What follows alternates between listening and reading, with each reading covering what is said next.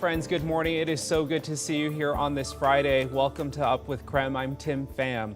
We want to get things kicked off here with a look at your forecast with meteorologist Thomas Patrick. And Thomas, I saw your 7-day a little bit ago, and it's pushing 100. Is that actually going to happen? Yeah, in fact, could it happen? Yeah, it's a possibility, Tim. Usually when it comes to my 7-day and like our high temperature forecast, I try to give myself about 2 to 3 degrees of leeway on either end. And if we're going upper 90s, that means if it overperforms, we're right there. We're in the hundreds, and that comes next week. So you have been warned. Make sure that AC is working properly. But for this morning, nice and cool in those morning hours. I think our lows will still get into the 50s and 60s for the most part, as we see right now. 57 degrees. And that sun is shining brightly in the eastern sky already. Our expected highs today will be in the mid-80s this afternoon, just a pinch warmer than it was yesterday, but it will get a lot hotter come next week. But for the time being, all clear skies all across the Northwest. This morning, Maui officials are now confirming that at least 55 people have been killed in that tragic wildfire that engulfed the island. That number is expected to continue to grow with an unknown number of people still missing. Local officials say no one could have predicted the massive wildfires, which were fanned by strong winds as Hurricane Dora passed south of the islands. The fire leveled the historic town of Lahaina, the once capital of the Hawaiian Kingdom. Convoys of supplies are being sent there to help those still cut off from the rest of the island. We get water, we get food, we get toilet paper, we get ice, we get gas. I mean, we get all the necessities to survive. We can sew people up if we have to. I mean, yeah, we're going out there for help people. That's what we're doing. Right now, FEMA officials are on the ground setting up shelters for thousands who are now displaced. The state's governor says it will take several years and billions of dollars to rebuild. And this morning, volunteers from across our region are stepping up to help. The Red Cross Northwest region telling us 18 volunteers are now a part of the effort. 6 of them are packing up to travel to Maui to provide support in any way they can. They'll be providing food, water, shelter, and of course, emotional support to the victims of the wildfires. Those volunteers on the ground stay 2 weeks on average, but the Red Cross is also opening up a new massive virtual effort to help reconnect families. A huge part of what's happening right now, we have a lot of families who are looking to get in touch with loved ones in Hawaii.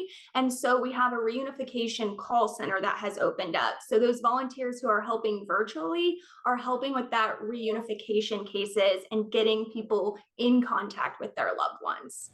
There are ways you can help right now as well. You can donate $10 by simply texting the word Red Cross to the number 90999, and that money will go straight to disaster relief. Or you can go to redcross.org for more ways to give back. And still to come in our next half hour of Up with KREM, our Nicole Hernandez speaks to a Spokane Valley family stuck on Maui and separated by the deadly fires. You can catch that report coming up at 6:32.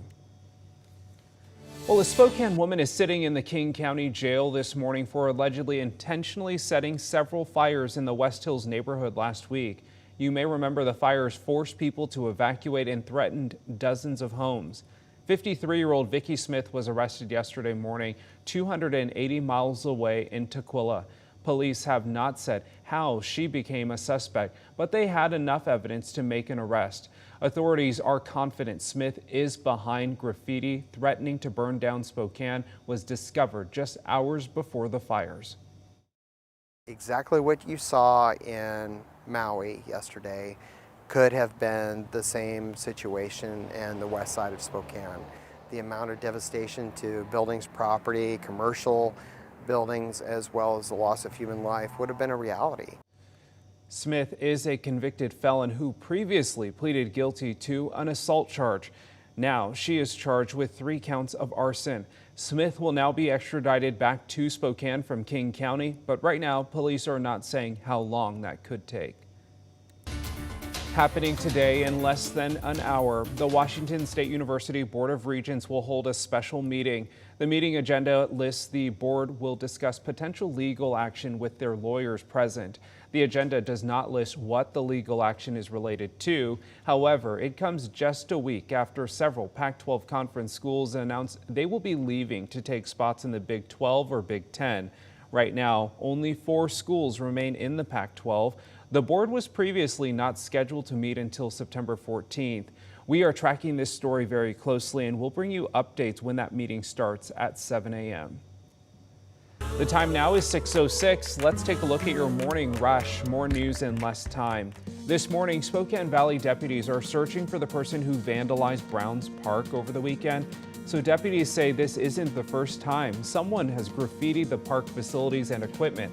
They're urging those who live in the area, which is just across the street from University High School, to report any suspicious activity to Crime Check, especially at night. And we do have that number there for you at the bottom of your screen. Covering North Idaho, a Shoshone County woman will spend at least the next 22 years in prison for murdering her boyfriend last year. Stephanie Paris pleaded guilty to shooting and killing her boyfriend, Aaron Peterson. Court documents show Paris hid his body in their bedroom for 2 days and told their roommates he wasn't feeling well. She was sentenced to life in prison and must serve at least 22 years of that sentence. Well, you have to see this. A large cougar spotted in the Northwood neighborhood very close to a home on Wednesday morning. Wow, look at that. The man who took this video on his webcam says this is the first time he's seen a cougar in the area. The Washington Department of Fish and Wildlife says there has been an increase in cougar sightings in the county. People in the area should be more cautious letting their pets roam outside on their own.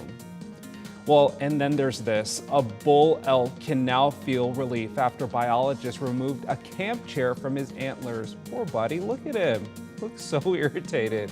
After several attempts, the Washington Department of Fish and Wildlife were able to find the elk and free it. So the department reminds everyone that they should coexist carefully with local wildlife. Biologists suggest to put away large yard items when not in use to avoid animals getting trapped. That is a look at your morning rush.